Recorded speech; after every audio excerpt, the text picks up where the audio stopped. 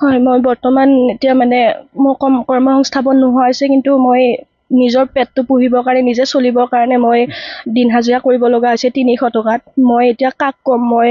মই দেউতা শাহু শহুৰকো মই ক'ব নোৱাৰোঁ, তেওঁলোকেও কিবা কৰি ঘৰখন চলাই আছে। মোৰ যিহেতু ঘৰতো দেউতাও নাই, মাও বৃদ্ধ, আৰু চব ৰাইজৰ যিহেতু মনত আছে, মই মন্ত্ৰী বিধায়ক বহুতকো লগ কৰিলোঁ। মই দিছপুৰলৈও গ'লোঁ, 2বাৰ 3বাৰ গ'লোঁ। মন্ত্ৰী বিধায়ক তেখেতেও ক'লে, মই মুখ্যমন্ত্ৰী মহোদয়কো মই 2বাৰ 3বাৰ লগ কৰিলোঁ।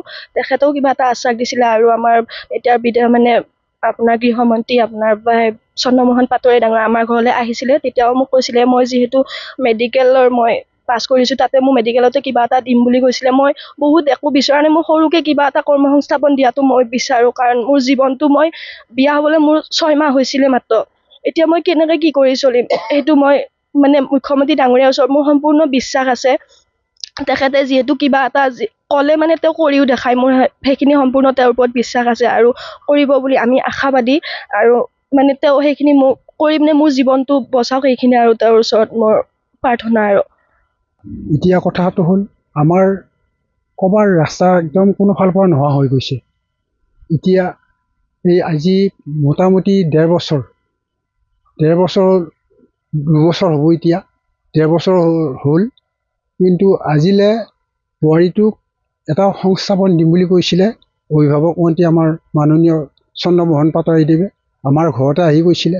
আৰু সেইমতে আমাৰ স্থানীয় বিধায়ক ডক্টৰ পৰমানন্দ ৰাজবংশীদেৱো আছিলে লগত।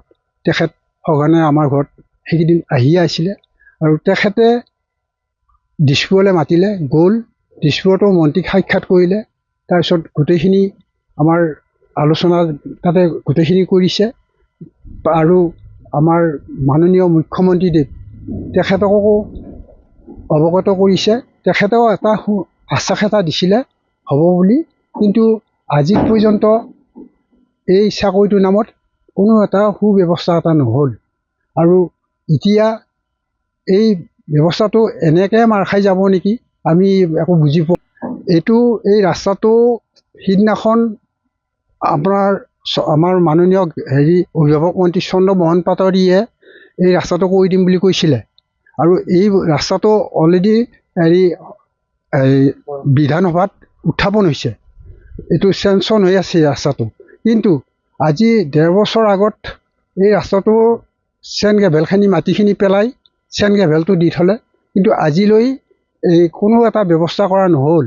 আৰু এতিয়া এই ৰাস্তাটোৰ ঠায়ে ঠায়ে পানীৰ গাঁতা হৈছে। আৰু কেইদিনমান পিছত এই বাৰিষা আহিছে, বৰষুণ পৰিছে, কেইদিনমান পিছত ইয়াত গাড়ী ঘোঁৰা অহা যোৱা কৰাটো অচল হৈ পৰিব। মানুহখিনি ওলাই যাব কেনেকৈ? কিন্তু এই ৰাস্তাটোৰ ওপৰতো কোনো গুৰুত্ব নাই। এইটো চেণ্ড গ্ৰেভেলটো পেলাই থৈয়ে এইখিনিতে সামৰিব নেকি, আমি সেনেকুৱা এটা বিশ্বাস এটা হৈছে।